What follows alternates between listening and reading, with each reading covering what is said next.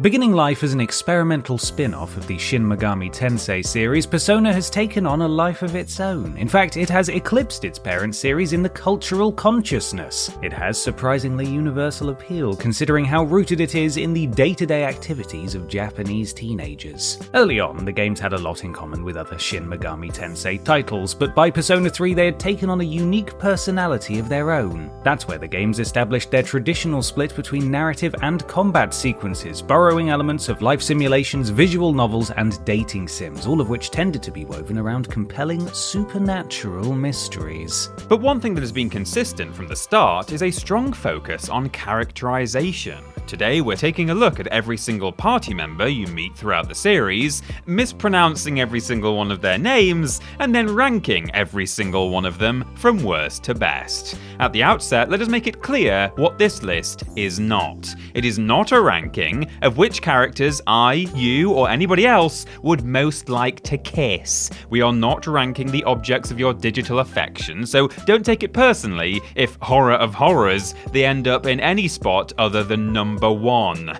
It happens. Feel free to commiserate in the comments, but again, do be aware that that's not what we're ranking in the first place. What we are ranking is the quality of each character's story and their usefulness in combat, focusing on their main entry appearances. Spin-offs for the most part aren't included. That's because they are usually in a completely different genre, and it wouldn't be very easy to rank a character in a turn-based RPG against a character in a chaotic Musou game. There is one spin-off with party members that qualify, but we'll get to that in due time. Finally, a note on spoilers. There won't be any! We're discussing the characters in general, but no late game twists or plot reveals will be in this video. Let's rank 'em. I am thou. Thou art I. I'm Ben. And I'm Peter from TripleJump, and this is every Persona party member ranked from worst to best. Number 48. Lisa Silverman. Persona 2 Innocent Sin. On the bright side, I don't have to worry about mispronouncing Lisa Silverman's name. On the less bright side, absolutely everything else about Lisa Silverman. She's introduced as an American living in Japan, speaking several languages. Impressive, but not true. Her American parents moved to Japan and raised her there, refusing to teach her English on the grounds that they wanted her to be a proper Japanese lady. This leaves her stranded socially. Many of her classmates refuse to accept her, and she doesn't have enough of an American identity to fall back on either. As a result, she turns to drugs and compensated dating, which I shouldn't have to explain if you think about the phrase yourself. All of this provides fertile ground for a compelling character, but her overbearing flirtation with the protagonist, her tedious habit of referring to herself as the hottest girl in school, and her relentless jealousy means it's not much fun to spend time with her. Additionally, Eleonora in Tokyo Mirage Sessions has a backstory similar enough that it plays like a second take on the same material. And it's a much better one too, as though someone at Atlus finally realised a less irritating way to make the same points. Number 47. Masao Inaba. Persona. Throughout this list, we'll refer to the first Persona game as Persona, which probably doesn't seem like something we need to specify, but it's for a reason, I promise. If we called it Revelations Persona, which is how the West originally got it, we'd be referring to a specific controversial localization of the game, which made a lot of changes that have since been reverted for later ports. And if we called it Megami Inbunroku Persona, as it was called in Japan, we'd mispronounce it, like I just did. You will still hear that name in future entries, however. Masao Inaba is a perfect example of the strange localization of Revelations Persona. At first glance, it's tough to see why he's become a joke at Atlus's expense. In the Japanese release, he was about as close to a forgettable party member as it was possible to get. He was friends with the protagonist, he was protective of Maki, and well, I don't think he was a third thing. Then came Revelations Persona. Translating the game made sense. Localizing some of the references and phrases to be more understandable overseas also made sense. But Masao became Mark, and they changed his skin tone and dialogue in a way that charitable fans simply called tone deaf. Now let's be clear, representation is a positive thing. If you don't believe that, you might be watching the wrong channel, but there's a difference between representation and just changing the colour of someone's skin and moving on. Persona fans have since made it clear that the closer the West gets to the full Japanese experience, the better, and Atlus seems to have agreed. Fortunately, Masao wasn't much of a character to begin with, and if it weren't for the controversial localization, nobody would even be talking about him today. Number 46. Yuka Ayase, Persona. Yuka and Masao don't just rate low on our list, they seem to rate low on Atlus's as well, as they're the only two playable characters in the first Persona who don't make any kind of appearance in Persona 2. Yuka was designed as a kogal, which is something that I can't begin to describe without feeling dirty, so let's just say schoolgirl and not bother splitting hairs. She speaks slang in the original Japanese release, which was westernized in the form of Valley Girl mannerisms. If you ever wanted to hear a character summon their guardian by saying, like, Persona, Yuka is a must for your party. Like Lisa, her personality becomes quickly grating, but we're ranking Yuka higher due to her whip, which is a good weapon, and the fact that she gets a bit more development in the Snow Queen quest. Cut content suggests she was going to play a more active role by preparing meals for either the party or for NPCs, but Atlus got tired of writing for her before the game was even complete and scrapped the mechanic entirely. She did go on to star in a few games with a sassy bat companion at least. Good for her. Number 45.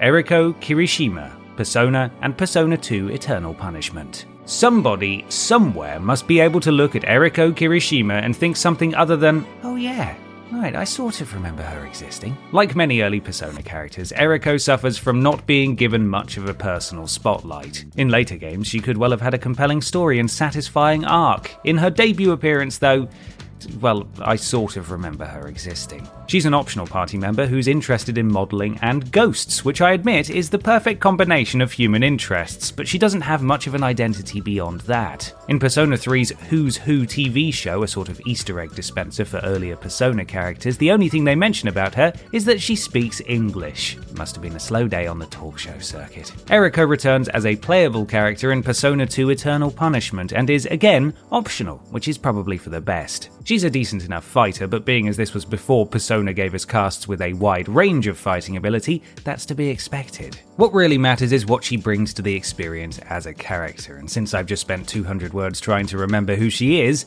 that doesn't bode well. Number 44. Reiji Kido, Persona. In the early Persona games, it wasn't easy to tell a great party member from a naff one. We'd all have our favourites, and different characters had different levels of compatibility with Personas, but there wasn't as much distance between their compatibilities as there is today. And yet, there was one often overlooked mechanic that could represent a big difference: negotiation. This was a common feature of Shin Megami Tensei games, and it made its way into Persona. While there were ways of increasing your chance of successful negotiation, the mechanic wasn't always clear about why you were succeeding or failing, and you were usually failing. This is where Reiji really earns his stripes. His ability to negotiate successfully with demons far outsteps the other characters, making one of the trickiest parts of Persona become one of the most effortless. And yet, negotiation isn't all that helpful. It's nice to have, and not really worth dedicating a slot in your party to. And since Reiji is both an optional recruit and a late game addition, his utility in this regard doesn't actually help him to stand out that much. So why did I spend so much time talking about it? Because that's all there really is to say about him. Number 43. Hidehiko Uesugi, Persona. Hidehiko is introduced to players in the PSP version's English translation at least as craving attention and not taking things seriously. Pretty much a succinct description of everybody you spent your school life trying to avoid. Fortunately, he's not as tiresome as his description makes him out to be. Unfortunately, he's also no more useful than it makes him out to be. In fact, he's significantly less useful than most, as choosing to take him along seals you off from 3 other party members later. He's not significantly better in combat than any of them, nor does he bring much more to the story. He is, however, the character who suggests that everyone join him in the parlor game Persona, setting the events of the entire franchise into motion. This is good for fans, but less good for all of the characters who don't come out of the experience alive. It's true what they say, you can't make an omelette without sacrificing a load of innocent teenagers for decades to come. It's a good thing I don't like omelettes, I suppose. Fun fact, his nickname is Brown, and it's best all round if you don't know why. Number 42. Metis, Persona 3 The Answer. Well, here's the first entry that tests the strength of our spoiler policy. Metis appears in The Answer, an epilogue appended to Persona 3 FES. I can say that much without worrying. Beyond that, however, things get tricky. Metis is essentially a mystery character, with her true identity and nature being withheld for narrative purposes. Talking too much about who she is, therefore, robs her of much of her purpose in the story. Judging only by her appearance, however, it's no kind of spoiler to state that she is linked to Aegis, the blonde schoolgirl robot that you hopefully never had to explain to your parents. And because she only appears after the conclusion of the main game, it's probably not much of a spoiler to say that her role follows on directly from Persona 3's ending. Like Aegis, she is able to use Augia mode in battle. Their similarities don't end there, but my discussion of their similarities ends exactly there. Unfortunately, The Answer isn't very good. It's repetitive and tedious, and while its story is interesting, its gameplay absolutely is not. Being as this is the only time in the main series that Metis is playable, that's a big strike against her. Number 41. Jun Kurosu, Persona 2 Innocent Sin. Jun makes it this far up the list on the basis of his character alone, and even that could use some work. In battle, he's okay, I suppose. He's about as helpful as most of the early Persona characters are. His weapon of choice is flowers, which is either the worst possible idea or the most badass thing imaginable. It's one of those two, I just can't decide which. What makes Jun stand out is him as a person, or character, I suppose. Jun is one of the very few canonically gay characters in the series, and considering Atlus's fairly awful track record, it's a miracle he comes across as well as he does. It's also possible for the player character to enter into a relationship with him, though admittedly that means a lot less in Innocent Sin than it does in later games, and amounts to little more than some lines of dialogue. Jun suffers greatly throughout the game, so much so that he's overcome and manipulated by demons into doing their bidding. His warm heart and caring personality keeps him from being permanently taken over, but it's interesting to see the ways in which his insecurities are identified and exploited.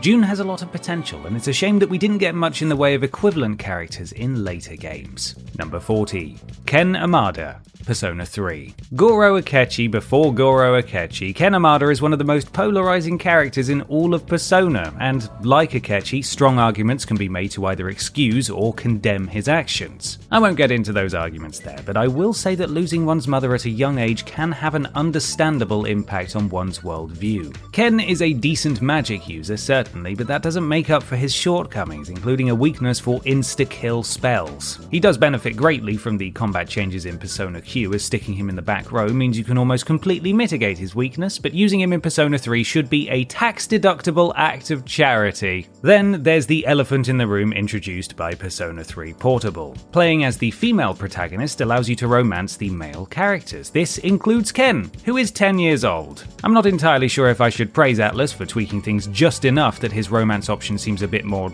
innocent than the others, or if I should loudly wish they'd removed him as an option outright. There is an easy answer, and it's to remove him as an option, but I do wish it weren't a question in the first place. Number 39. Baofu, Persona 2 Eternal Punishment. For a character who fights with handfuls of spare change, Baofu is surprisingly powerful. Of course, causing any damage with a coin would be surprising, but you get the point. He's a decent fighter with a unique and memorable weapon style, helping him to stand out among many other early party members. He also comes with a mysterious backstory, and that mystery is part of the fun, which is why we aren't referring to him by his actual name in this entry. One major clue that something is amiss is the fact that Baofu claims to be Taiwanese, but seems to speak far better Japanese than he does Chinese. Which is not impossible, it's just extremely unlikely. And, once again, the dude knows how to kill people with coins. That's the sort of thing that renders any backstory a bit suspect. Also interesting is the fact that Baofu's ultimate persona is Prometheus, the same ultimate persona that would eventually belong to Futaba in Persona 5. Being as they are both computer wizards and their elite hacksaw skills are important to both plots, it may not be a coincidence, or it may be one, and I am just trying to find things to say about Baofu.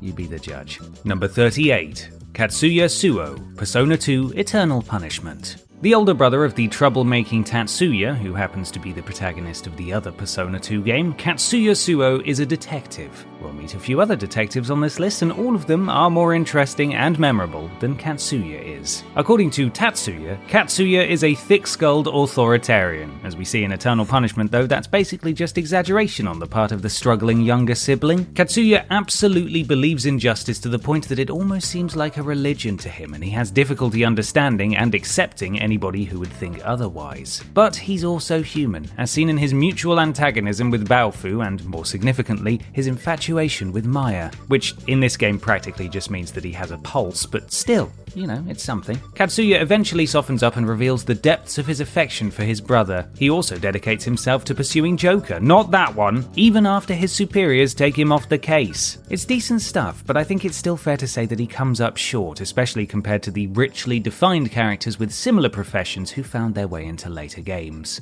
Number 37. Arn Takamaki, Persona 5. For such a major character in Persona 5 and for a party member present for nearly every major event in the story, there really isn't much to Arn Takamaki. To begin with, she's not much of a fighter. Her fire spells are useful, but she has very low endurance and agility, making her easy to knock down quickly. Keeping her in the party is a liability unless you're fighting enemies that are specifically weak to her attacks. Then there's her personality. Arn resents being seen as a sexual object, which is wholly understandable, but then the game presents her as one without a hint of irony. Arn wishes to be seen as something more than her body, but the game itself ogles her in a way that becomes less comfortable the more you remember how much she hates it. Then there's the entire early spotlight in which she is relentlessly pressured into modelling nude against her will, by another character who we're meant to like. It's off-putting and tonally completely wrong. We do get a nice sight gag with the Michelin Arn, but the ickiness of the situation never quite goes away. There is a character somewhere inside, but the game doesn't seem to be interested in exploring much beyond what's concealed by her clothes. It's a shame. Number 36. Yusuke Kitagawa, Persona 5. Oh, hey, speak of the devil. Yusuke's problematic introduction, pressuring Arn to pose naked for him, does not bode well for his character, and while Persona 5 indeed suggests that he is not sexually attracted to her, and he may not be sexually attracted to anyone, that doesn't excuse pressuring people into doing things that they aren't comfortable with, and I can't believe that I have to say that. We're placing him above Arn because he's a bit more useful in combat, and the story that unfolds between him and his artistic mentor had a genuinely emotional backbone. That's really it though. It does have to be said that voice actor Matthew Mercer does an excellent job with the material, but we do wish he were given a better character this time around. It's not all bad. The concept of making Yusuke a literal starving artist is inspired, as is the fact that his talents serve as an in-game explanation for both skill cards and the Phantom Thieves' graphic design prowess. And the sibling-like bickering he gets into with Futaba helps to define both characters, which is a nice touch, but we think he belongs quite firmly near the bottom of the overall quite good cast of Persona 5. Number 35. Naoya Toudou, Persona. There's little that can be definitely said about the protagonist of the first Persona game. I can say that the name Naoya Toudou comes from the manga adaptation. In the original games, he's referred to as both the Pierced Boy and Boy with Earring. Those are profoundly catchy names, I'm sure you will agree, but because he was redesigned without any piercings in the Western release of Revelations Persona, those names would only confuse things more. We know that Naoya was a student at St. Hermelin High School. We know that he participates in the supernatural parlor game that kicks off the series as a whole, and we know that he's got black hair, except when he has red hair. He did set the precedent for later games in which players are able to project themselves onto the protagonist. Naoya was even designed to be androgynous so that gamers of any gender could feel a bit more at home. Like future protagonists, he is versatile in combat, allowing for a wide variety of builds and strategies, but that's more or less the case for everybody in Megami Inbunroku Persona, so he doesn't really stand out for that reason. He laid the foundation for protagonists to come, but what they built on top of it was much more impressive. Number 34. Makoto Niijima, Persona 5. Makoto is a unique character in the sense that her circumstances are more interesting than she is. In her role as student council president of Shujin Academy, she's actually little more than a pawn for the school's leaders, who use her to shield their true motives and corruption. At home, she lives with her sister Sai, who is investigating the very Phantom Thieves of which Makoto is a member. And while she doesn't really stand out in battle, her powerful nuclear spells justify keeping her in regular rotation. In short, it's impossible to dislike her, but she's a bit under-realised. The potential for a truly memorable and beloved character is all there, it's just that very little of it is meaningfully explored. This is unfortunate, because she may well be the best positioned character to illustrate one of the game's central concepts, breaking the law for the sake of justice. Between the scrutiny of her sister and the school's authority figures, Makoto is seemingly left with little room for committing any misdeeds, but her illegal activities actually allow her to do some real good for the people around her. It's a fascinating dichotomy, but that's about as far as it goes. She's a good character, but she could so easily have been a great one. Number 33, Kei Nanjo, Persona and Persona 2 Eternal Punishment. The first Persona game wasn't the best at presenting its characters' arcs, but they were there. You just had to look a bit harder for them. Kei Nanjo is a good example of just how hard you have to look, as he begins the game as an insufferable rich boy, and can seem to end it that way as well if you aren't paying attention. In truth, Kei is a good person who just doesn't quite understand the value of humanity. Which, alright, yes, is still rather a big flaw, but as the game progresses, we do witness the affluent Kei come to see that the less fortunate aren't necessarily less deserving. He's a decent fighter in both of his playable appearances, but your mileage may vary when it comes to spending time in the company of someone with a permanently upturned nose. Kei does introduce a few character traits that were revisited in the future, however. He harbours an obsession, albeit an unhappy one, with the Satomi Tadashi pharmacy theme, echoed by Nanako's love of the Junes jingle in Persona 4, and his status as heir to the Nanjo group is echoed by Mitsuru being heir to the Kirijo group in Persona 3, a similarity canonised in-game by the fact that the Kirijo group and the Nanjo group are partner organisations. Number 32, Morgana, Persona 5. Persona fans spend so much time wishing they could hear their party members asking them to come to bed, but the first time a party member actually says that, they complain! I tell ya, these people are impossible to please. Morgana is both the mascot character for Persona 5 and the navigator, at least for a while. He's also one of your first fighters. That's a lot of weight for one delicate little kitten to carry. He has healing and wind spells, which are both useful early on, but he's outclassed in just about every aspect by characters you'll meet soon enough. In fact, his low strength makes it difficult to keep him a viable party member for long. Now, don't get me wrong, it's fun to carry a talking cat around, and it's also fun to do it in Persona 5, way! But the fact of the matter is, he will not last long in your rotation.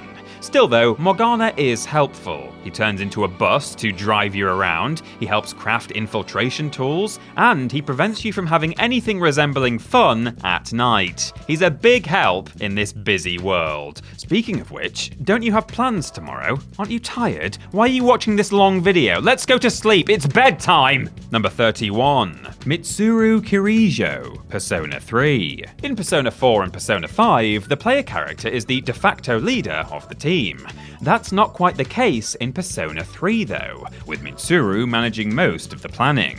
Your lack of leadership was even baked into the gameplay of Persona 3, as you weren't able to control the other party members. You were sidelined as the characters decided what to do for themselves. That's where Mitsuru suffers. Most of the party members in Persona 3 have decent enough AI, or at least a better assortment of attacks. Mitsuru's spells are rarely useful, and frequently miss their targets, resulting in a lot of wasted turns. You can whittle an enemy down to a single hit point, and then she'll just cast a charm spell on it rather than finish it off. It's become a bit of a joke, but it's far more frustrating than it is funny. And Mitsuru is typically the first character to be cycled out of the party once the roster grows. She's an interesting character, but so is just about everybody in Persona 3, and so her uselessness in combat sinks her fast. Atlus doesn't seem to think too highly of her either, being as they can't even be bothered to spell her name right on her own birthday.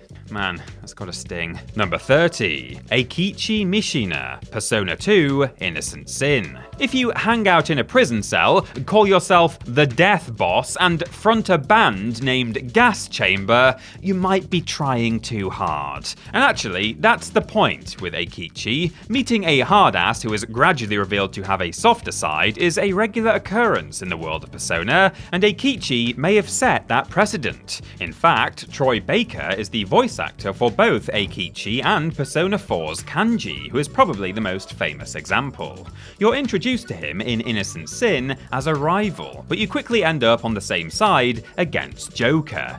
No, not that one. As you explore the city, you learn more about who Eikichi really is. Technically, he's a gang leader, yes, and we don't advise that you follow a similar path to self-expression, but his ostentatious demeanour is really a front for a young man attempting to separate himself from his past and his family, finding an identity of his own. Admirable, if it weren't for that identity being gang leader.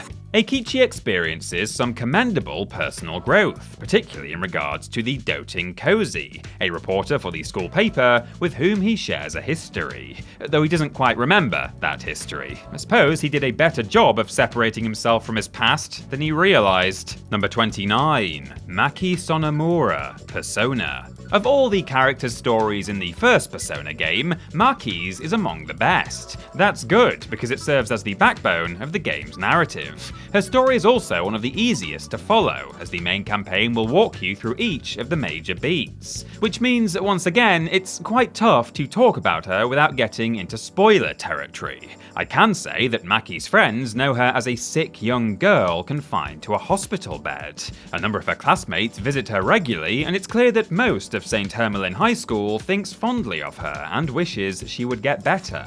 And then, she does. She returns to school happier, more social, and more spry than they've ever known her to be. And because this is Persona, where nothing weird or supernatural ever lends a sinister edge to the proceedings and everything is exactly as it seems, everybody is happy forever, the end. I'm being facetious, of course. We find out in the Persona 2 games what's happened to her, and going into that would give away at least a little bit of her fate in the first game, but I will assure you that it's a fitting conclusion to her personal journey, and a good indication of what later games would do so well. Number 28. Katsuya Suou, Persona 2 Innocent Sin and Persona 2 Eternal Punishment. The only protagonist who returned as a party member, Katsuya Suou is interesting. He represents Atlus pushing for stronger characterization in Persona, even if that push wouldn't truly bear fruit until Persona 3. Tatsuya is a well-rounded and well-developed, hero isn't quite the right word, so let's just call him a good character. Throughout Innocent Sin, we learn what makes him tick, and the fact that he's the only character in Eternal Punishment to remember the events of Innocent Sin means that both games form one continuous story for him. He's introduced to us as a troubled student with a disrespectful and detached attitude, but this conceals an inner complexity. He's sentimental, with one of his nervous habits being to fiddle with a Zippo lighter given to him by a childhood friend. He holds difficult feelings about his youth, both treasuring and attempting to distance himself from his memories. Tatsuya is caught up between conflicting visions of his own future, and it's no coincidence that Innocent Sin opens with him being asked what he plans to do after graduation. The Persona 2 games are about many things, and Tatsuya's struggle to find himself makes for an identifiable through line. The poor kid even has to do it during a demon invasion. Jeez, and I thought I had it rough. Number 27. Yukiko Amagi, Persona 4. Of all the party members in Persona 4, Yukiko feels the most like a minor character. This is especially strange as she's among the first to join the team. Perhaps it's because much of her characterization is front-loaded, leaving her to take the back seat as other characters are explored for the rest of the game. Or perhaps it's because her personal conflict isn't very compelling. Her family wants her to take over the Amagi Inn. And then she does. Thrilling stuff. There is more to her than that, at least. She's a fatally rubbish cook, and she's prone to lengthy fits of laughter, but most of her development comes from her lifelong friendship with Chie, and it's Chie who gets the most characterization out of that relationship. In terms of combat, she's a great early spellcaster, and if you keep her around, she can be a decent healer, but that's not enough to make her stand out. Yukiko has a following, and I think that's entirely fair. She's just outclassed in most regards by her peers. She did, however, inspire a character in another Atlas game, Tomoe in Trauma Team. It's a similarity that becomes even more apparent when she's paired with Maria, who took design cues from Chie. Even in another universe, Yukiko is defined by that friendship. Number 26, Risei Kujikawa, Persona 4. You are already typing your angry comment and won't hear me reiterate this, but I'll say it anyway. This is far from a best girl or best boy ranking. Believe me, that is a dark alley into which I would never dare step. And so, if Risei is at the top of your list of Persona characters with whom you'd like to eat spaghetti in the vein of Lady and the Tramp, that's wonderful. I'm very happy for you. As a party member though, Risei doesn't do or offer very much at all. Whereas some other navigators also get to show off their combat chops, Risei is always behind the microphone. Thematically fitting for an idol, but aside from wishing you luck at the top of the battle and expressing dismay when you get yourself killed, there's not much to her role. We do get to learn more about her in the narrative portions of the game and through her social link, but she has a tendency to pout and become jealous should the protagonist even sneeze in the direction of a country that has a woman in it. Persona 4 the animation does a good job of exploring the mixed feelings she has about being an idol, but in the game, well, she's a romance option. And if that's enough for you, great, but it's not enough for this list. There, I said it. Number 25, Fuuka Yamagishi, Persona 3. There isn't much that Fuuka offers that elevates her above Risei. She's another navigator who isn't playable in battle, offering advice and support and yelps of dismay when one of her classmates gets impaled. You know, the basic stuff. However, she eclipses her Persona 4 counterpart when it comes to her characterization. Fuuka is by a decent margin the most honest and sympathetic member of the party. Her voice acting pales in comparison to most of the other characters, but her writing is solid. She serves as an empathetic focal point for the group, as well as a crucial grounding influence when conflict arises. So disarmingly sweet and lovable is Fuuka that she even manages to neutralize her own bully through sheer wholesomeness. The girl who locked Fuuka overnight in the school gymnasium and even briefly thought that she bullied her to the point of suicide ends up becoming a genuine friend to her. That is some smooth social maneuvering, Fuuka. She struggles with an inferiority complex and imposter syndrome, which we learn more about during the story and which we can see in the reserved, uneasy way with which she carries herself. She's a well-rounded character with a believable arc, and so we'll have to put her just a little bit above the idol who eats tofu. Number 24, Yosuke Hanamura, Persona 4. One recent Persona tradition is giving the protagonist an early, dopey sidekick. Yosuke is probably the most disappointing example, overshadowed as he is by Junpei, who came before him, and Ryuji, who succeeded him. Still, he's a welcome, if a bit vanilla, addition to the roster. Yosuke is an alternative version of the game's protagonist in many ways. They are both recent arrivals to Inaba, they both get caught up in the Midnight Channel shenanigans, and they are both popular with the opposite sex. At least Yosuke likes to believe he is, and I'll preserve his fragile ego by not arguing. He's by no means a bad character.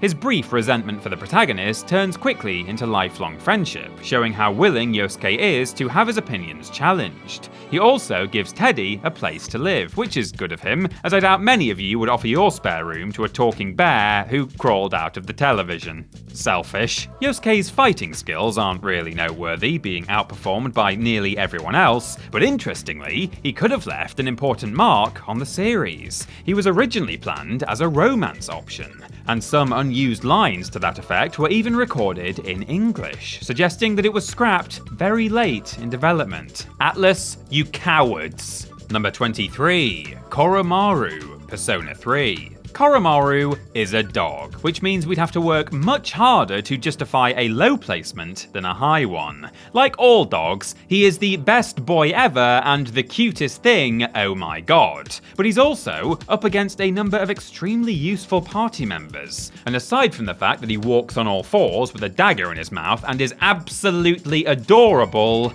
well, you can actually do better.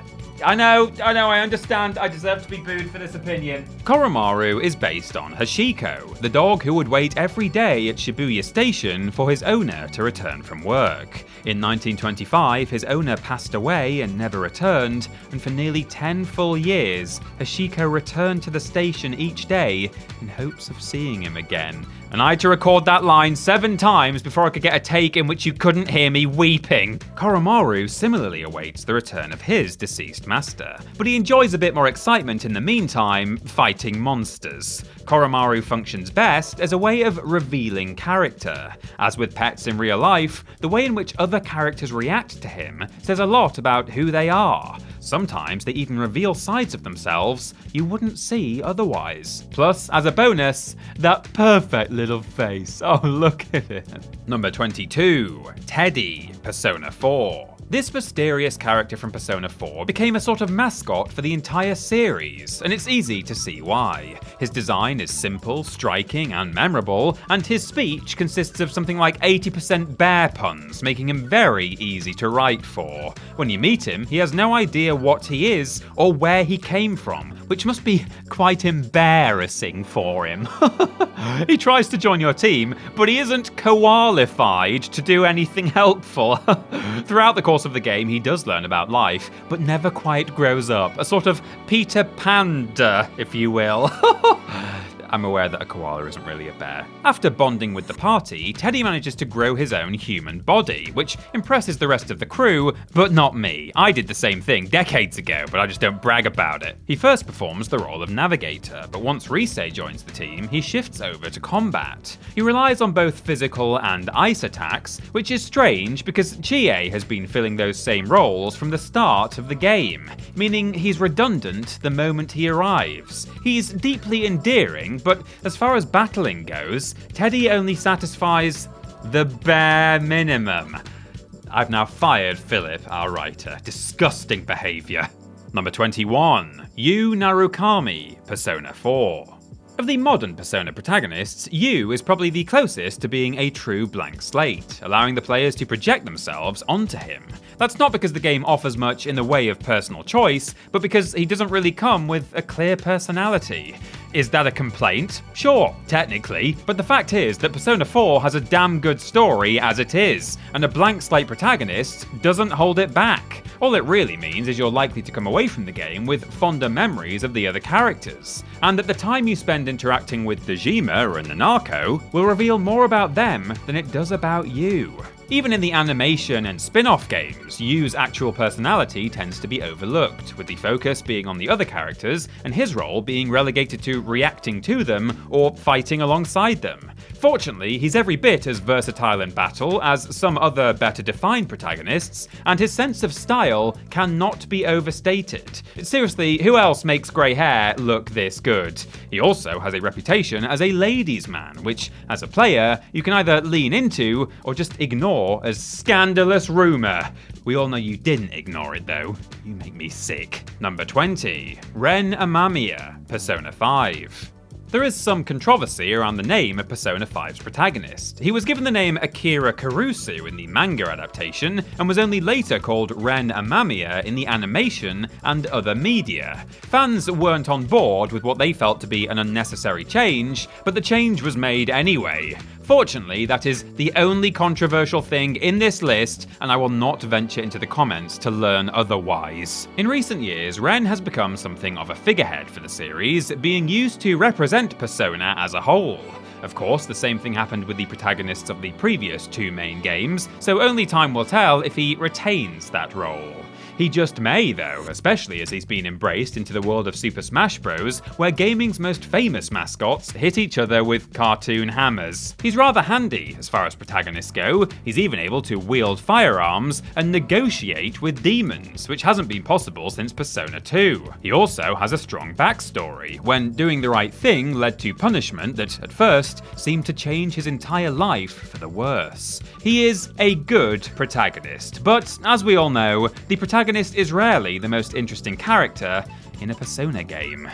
Number 19. Ulala Serizawa, Persona 2 Eternal Punishment. Ulala wasn't the series' first brawler, and she's certainly not the most well-known or beloved, but the fact that she's a female brawler makes her stand out. What's more, her role in Eternal Punishment foreshadows the relationships we later saw between brawlers and the rest of the party in other games. That is to say, she's sometimes antagonistic towards others and struggles with a lack of self-confidence. She may not have much in common with the later brawlers physically, but she certainly resembles them emotionally. She's also one of a few playable characters to harbour resentment towards her game's protagonist. Here, she is jealous of Maya, even though the two have been close friends for several years. Ulala's envy is so significant that she puts Maya's life in jeopardy and will even fight the party in combat, all of which is due to evil forces beyond her control, but her jealousy was genuine. Those forces don't make her evil, in other words, they just gave her a little push, which ends up being a pretty good reason for her to, process and deal with those feelings. That's good, because she's a darned good fighter, and it's nice to see her knocking the teeth out of demons rather than her friends. Number 18. Kotone Shiomi, Persona 3 Portable. Until 2020, 11 years after the release of the game in which she appeared, Kotone Shiomi did not have a canon name, which, yes, is because she herself is not canon, but still, it's interesting to me, okay? Until then, she was only ever known as Female Protagonist. That's what would be written on the generic white box with blue lettering when you pick her up at your supermarket of choice. She officially got the name Kotone Shiomi in, of all places, a crossover event in Puzzle and Dragons, canonizing a previously unofficial name that had only been used in the Weird Masquerade stage play, all of which is moot because within the actual timeline of the game she never existed anyway. Well, she did appear in Persona Q2 New Cinema Labyrinth, so maybe she did exist in a parallel universe? One that really enjoys Puzzle and Dragons? Who knows? That's a lot of real-world history for the character, but within the game she has very little history. She brings with her some unique music and situations, and the genuine selling point of being able to date the hunky boys, but not much else. She's more than just a gender swap, which is nice, but she pales in comparison to the game's original, better-defined protagonist. The option of a female route is welcome though, and we hope to see it present in future games from the start. Number 17.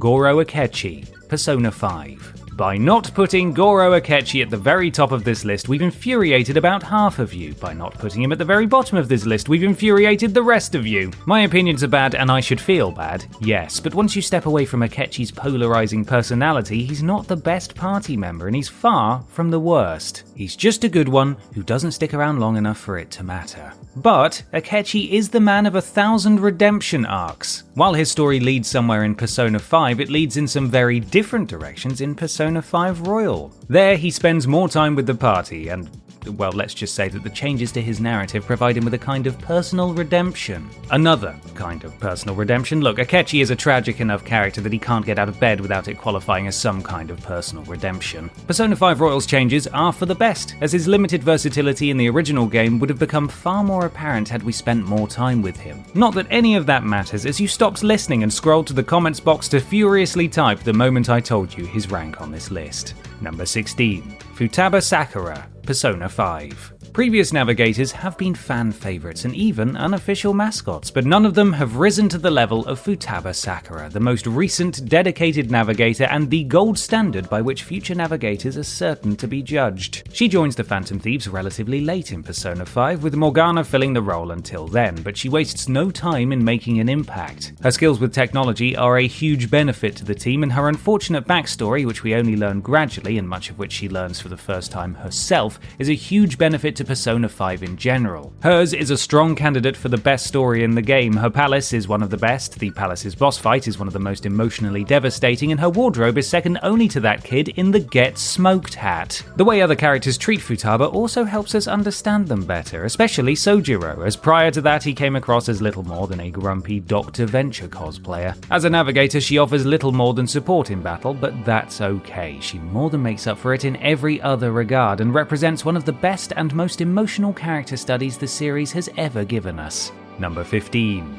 Yukino Mayuzumi, Persona and Persona 2 Innocent Sin. If you played the original Western release of Megami Inbunroku Persona, known as Revelations Persona, you won't have had Yukino Mayuzumi as a party member. That's for two reasons. Firstly, because they renamed everyone, and secondly, because she was only playable during a dummied-out campaign known as the Snow Queen Quest. This left players puzzled, as the character was introduced at the start of the game as though she'd be important, and then disappeared completely. More puzzling is the fact that the quest data is still on the disc and is even partially translated. Atlus simply removed the triggers that allowed the quest to begin. Fortunately, the Snow Queen campaign was restored for the PSP remake, as Yukino is one of the highlights of the entire game. Her journey to rescue the sympathetic teacher who saved her from a life of crime is compelling, even if the quest itself is a bit repetitive. Thankfully, Yukino got another chance to shine even more as a playable character in Persona 2 Innocent Sin, which didn't come to the West at all until it got a PSP remake. Tough breaks, Yukino. It's enough to make one turn to a life of crime all over again. Number 14. Rei and Zen, Persona Q Shadow of the Labyrinth. When it comes to mysterious characters such as Rei and Zen, their entire presence in the story revolves around working out who they are. Discussing any of that is indistinct from spoiling it, so forgive me when I say we love Rei and Zen and we can't tell you why. Thank you for understanding. In terms of combat though, I can celebrate them quite extensively. Rei learns an excellent selection of spells and Zen has devastating crossbows, making them extremely versatile and valuable members of any party combination, unless you are for some reason opposed to using characters who make the game more fun to play. Also, because they are the only characters unique to the game, you are free to fill the rest of your party with the waifus and husbandos of your dreams without having to miss out on spending time with the newcomers. Surely that's worth some points on its own. We've decided to combine the two characters on the grounds that they occupy a single slot in the party, and when one does eventually split from the other, all of the skills they had together remain intact. Narratively, I can't say much more than that. Just prepare to have your heart broken by adorable little cartoons. Number 13. Kasumi Yoshizawa, Persona 5 Royal. Hey look, another potentially spoilerific entry, so those of you who have played Persona 5 Royal, just nod your head when I say Kasumi Yoshizawa and leave it at that. Alright, good. Anyway, Kasumi's mere existence helps to illustrate the nature of Persona 5 Royal. It's Persona 5 again, but with crucial differences. She never appeared in the original game, meaning her sudden importance to the plot in Royal feels a bit off by default. That off feeling is arguably the defining trait of Royal as a whole. In fact, no matter how welcome she is as a teammate, and she's very much welcome, it never quite stops feeling like she stepped in from somebody else's reality, as though perhaps she isn't quite the person she lets you believe she is. The strangeness of her sudden appearance is balanced out by both its mystery, which is a great one, and the sheer usefulness she brings to battle. Her acrobatic background gives her physical prowess, and she's blessed with bless magic, giving her a valuable support function as well. For the second entry in a row, it's difficult to say much without robbing future players of some surprise, but we will say that it's a pleasure getting to know Kasumi, and the pleasure later increases when you get to know her for real. Number 12. Shinjiro Aragaki, Persona 3. Look, there's only so much we can do,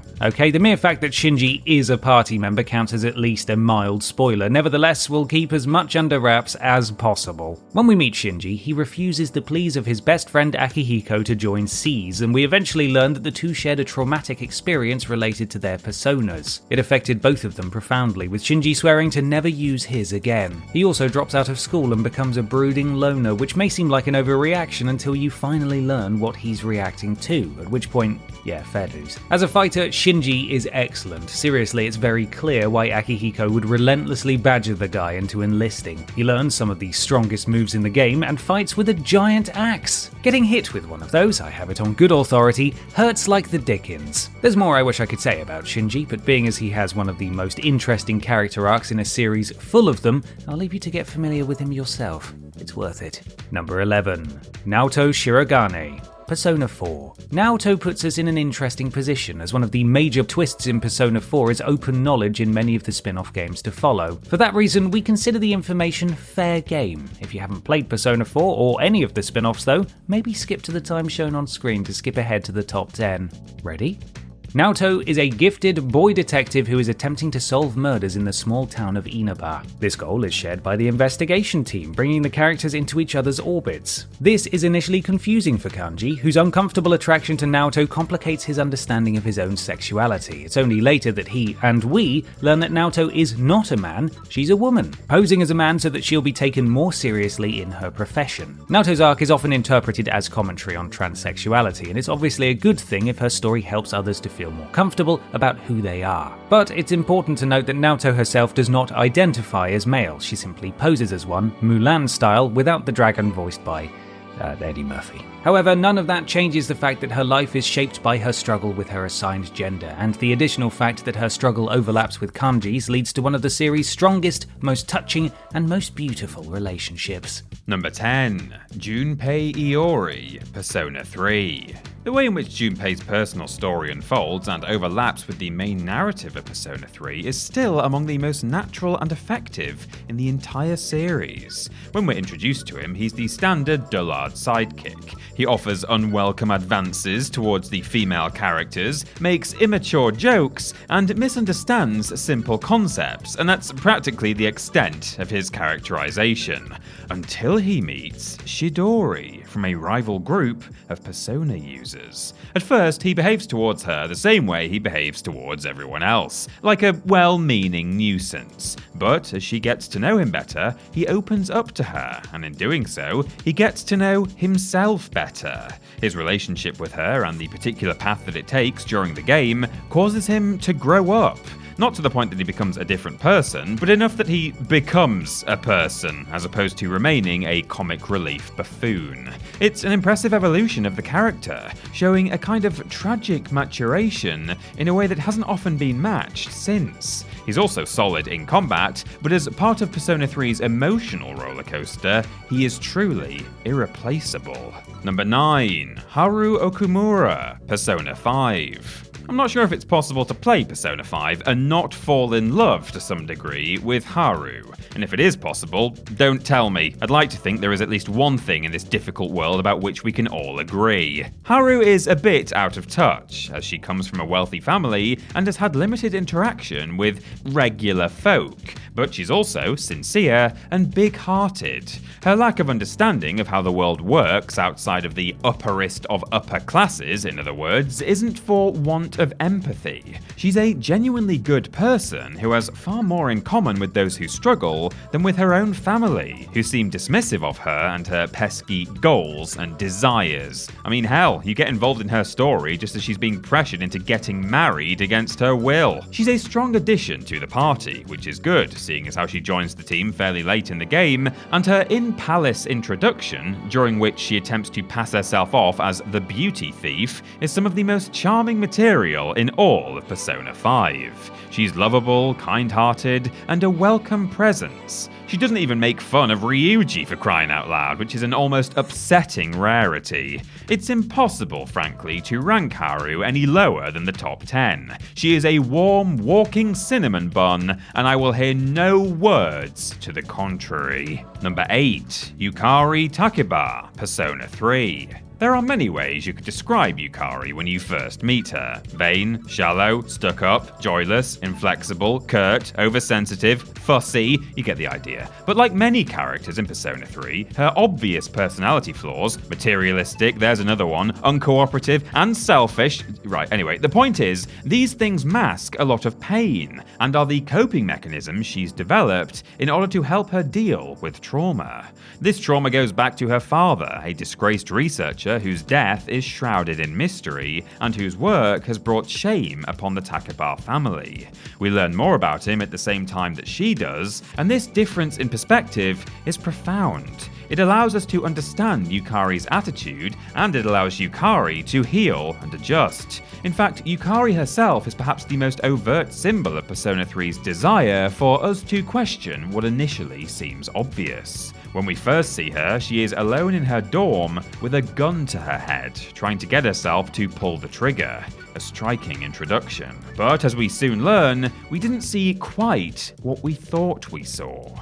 Maybe, like Yukari, we will overcome our gut reactions and allow ourselves to look past first impressions in the interest of understanding things better as a whole. Or hey, maybe we won't. But if we don't, we should recognize the fact that Yukari grew more as a person than we did. Number 7. Makoto Yūki, Persona 3. Known as Minato Arasato to manga fans, and as Mr. Perfect to Yukari, and me, Makoto takes his canon name from the Persona 3 movies, which are genuinely excellent, by the way, if you haven't seen them, and they performed quite well on our list of every video game movie ranked from worst to best. Perhaps you could watch that video next. Actually, let me rephrase that. Watch that video next. Makoto is one of the best defined protagonists in the series. There is so much that players can discern simply from looking at him, from his posture to his default expression to his ever-present MP3 player loaded up with one of the greatest soundtracks in history. As much as blank slates work well for RPGs, the strong and identifiable personality of Makoto works wonders for Persona 3 and gives him an enduring legacy. He not only laid the groundwork for future protagonists, but outdid them as well in terms of emotional resonance. It would be a lie to say that other protagonists haven't suffered for their victories, but Makoto makes their struggles look like a sick day home from school watching game shows. He's also a solid fighter, which is good, as he's the only one in the non-portable versions of Persona 3 who you can actually control. He's not our favourite protagonist, but it's hard to disagree that he deserves a high spot on any list. Number 6. Ryuji Sakamoto, Persona 5. Your personal tolerance for Persona's knuckle-headed friend trope will vary, of course, but it's tough to argue that Ryuji Sakamoto isn't the best of them. The disgraced track star is so massively overwhelmed with fragility and self-doubt that it's impossible not to feel protective of him. He's also, by quite a margin, the most enthusiastic member of the Phantom Thieves, though that may or may not be a good thing, as he all but shouts his involvement from literal rooftops. Ryuji's character arc involves a few different developments, but the simplest and most touching is the mere fact that the protagonist is the first real friend the guy has had in ages. Ryuji has been beaten down so hard by the world around him that he almost can't believe his luck when somebody shows him even the most basic kindness. Of course, he gets constantly sassed by that person's talking cat, which must also be a pretty new experience for him, but let's accentuate the positive, shall we? In battle, Ryuji is a tank. He hits hard and has the highest HP in the party, making him a valid addition to just about any configuration. He's sincere and caring to a fault, probably taking a bit too much of what people think about him to heart, but he is easily one of the most selfless and caring characters any Persona protagonist has been privileged enough to call friend. Well, knuckle-headed friend, anyway, but the point still stands. Number 5. Maya Amano, Persona 2 Innocent Sin and Persona 2 Eternal Punishment. The earliest example of a breakout character for Persona, Maya Amano stands out for many reasons. She's the only party member to later become a protagonist. She's the only protagonist who can't be renamed. She is the first female protagonist and the only canon one. She is the oldest protagonist at a positively ancient 23, and she's still one of the best characters overall. Atlus realized early that Maya was special. She has a distinctive character design more so than anyone else in the first few games. She also has an immediately recognizable outfit, a gift to future cosplayers. And unlike many Innocent Sin characters who were relegated to small roles in Eternal Punishment, she was elevated and positioned squarely at the very center. Maya is a journalist who finds herself caught up in a story about rumors becoming reality, and that mystery gradually overlaps with a lifelong mystery about her own past. Maya's optimism and endearing personality make an unforgettable impression. The same can be said of her inner pain and the fact that she wears her heart on her sleeve. Well, on her jacket. Close enough. She brought Persona to a new level of characterization, weaving a rich and moving story across 2 games. More than anyone else, she set the precedent for the impressive characterization to come in the rest of the series. Is that too much to attribute to one character? Sure, yeah, probably, but if anyone can be that influential, it's Maya. Number 4. Chie Satonaka, Persona 4. One of the most distinct characters in the series, and certainly the one with the best fashion sense of anyone at Yasogami High School, Chie has a strong personality that she uses, understandably, to hide a fragile core. Her friendship with Yukiko is the longest established relationship in the game, and it's also one that positions the two as rivals, despite the fact that their love for each other is genuine. It's a complex portrait of young friendship that feels very realistic, and ultimately reassuring as the two learn to work together. While the spin-offs tend to strip her character back to enjoying kung fu and meat, the Chie of Persona 4 is an uneasy character who never quite manages to accept her own value, either overcompensating or standing down far too easily. In fact, if the protagonist chooses to pursue her romantically, she has a hard time believing his interest is real. If her character is held back at all, it's because she doesn't get a dungeon of her own, and much of her inner turmoil is instead explored through optional conversations and sequences. As such, if a player doesn't actively choose to spend time with Chie, she can end up seeming like the least developed character of the group. If you do spend time with her though, you'll see a completely different person, one who is both easy to relate to and easy to feel for. Also, that galactic punt keeps her viable as a party member from the very beginning of the game through to the very end. What's not to love about Chie? Number 3. Aegis, Persona 3. When the boys of Persona 3 decided to prowl the beach for pretty girls, they didn't expect to get their wish in the form of a combat robot. Or maybe Junpei did. I'm not judging him, but I wouldn't put it past the guy. Point is, partway through the game, you'll get a new mechanical party member who also happens to have a fanatical devotion to the protagonist. She's both one of the best fighters in the series and one of the best characters overall. Her attacks are quick and powerful, and she benefits from being able to use Augia mode, enhancing her abilities. By this point in the game, players will have created a party they are comfortable with, but Aegis is likely to shake that up and become a permanent member. And then there's her character, which is similar in a fish out of water sense to Teddy as she learns what it means to be human, but also has a profound layer of tragedy and regret that we only understand much later.